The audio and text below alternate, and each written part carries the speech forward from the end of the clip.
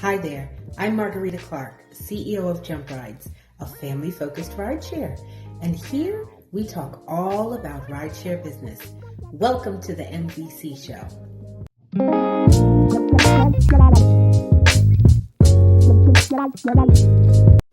Hey everybody, welcome back to the MVC show. So today we're going to talk about the benefits of owning a rideshare business. Now, a lot of people get really scared when they think about building a rideshare company. Why? Because we're always looking at the top two. There's actually top three, and I'm going to go ahead and name them. There's Uber, there's Lyft, and there's also InDrive. A lot of folks don't know about InDrive, but InDrive is a company that started internationally, actually is in, I believe, more countries outside of the United States than Uber and Lyft. And they are now making their stamp in the US. But what a lot of people do realize is that, oh my goodness, they've raised billions of dollars. You know, I don't have that kind of money. I don't have that team. You know, I can't start with my own car. Rubbish. You can start. I did it 14 years ago. I started it. I had to pivot, but you can start. Now, that's for another video. What we're going to talk about here again are the benefits. These are the three benefits. Number one, no implementation. Okay. Number two, no vehicle ownership expenses. And number three, more income streams within the same company. Okay. And that's kind of twofold as well, but that's also for another video. But let's get into these benefits. So let's talk about implementation. So when you think of a company, let's talk about a restaurant. You have to understand the different levels of positions, right? Now, implementation starts at the bottom. Those are the folks that are actually executing the work that the business provides. So let's think of a restaurant. If you are a waiter, or if you work in the kitchen washing the dishes, if you are a chef, you are part of the implementation team. That's what that is. So if we look at a rideshare business, the implementers are who? The drivers. The drivers are the ones, or the rideshare providers, they are the transportation providers. They are the ones that are picking up the passengers and delivering them to where they need to go. That's the implementation process. The next level up, then you're talking about management. They're the ones that organize everything. Okay, they still do some implementation, especially if you're talking about a supervisor level or a first level manager. Maybe different from, say, an area manager, depending on the size of the business or if it's a chain restaurant. But in management, they always have to be part of the implementation as well, but not as much as the first implementation level team. Okay, so in rideshare, the managers would mostly be the dispatch team. Okay, so they're the ones that are organizing the rides and making sure that the drivers are on route and on task and making sure that they're implementing properly. Okay, then you have what's called the communicators, or the ones that relay the message of the company, right? So in rideshare, that's more so like marketing. They don't do any kind of implementation. They don't do any kind of organization for the implementation. What they do is get the word out. And we know that rideshare depends on marketing, especially social media marketing. It's very big on the need for social media marketing. So that's that communication level. And then above that, you have ownership, or executive level, or C-suite level. That's the strategic planning. of the whole implementation process. Okay? So when you own a rideshare company, you're not doing implementation at all. And I say that to say this. 14 years ago, when I started my business, I absolutely had to do implementation. So I was a transportation provider. If you don't know what that is, go ahead and click the link and take a look at my first video so you understand what that is. I used my own vehicle, and then I transferred to purchasing vans, and then, hiring additional drivers to drive my vans, and some were third party that I hired, but I was doing the implementing. I was doing the managing, the communication, and the ownership. It was a lot. Okay? So that's the first benefit of a rideshare. No implementation. Okay? Now, what's most important about that is you get back time. And time is priceless. Time is priceless.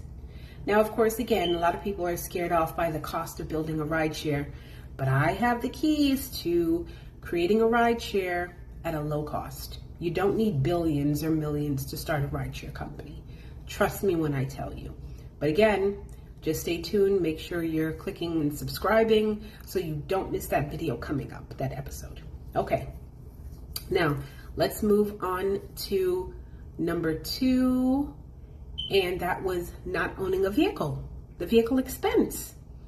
Owning vehicles, especially commercial vehicles, is very expensive, and the cost can be variable, especially as the industry changes and more transportation providers come on the scene.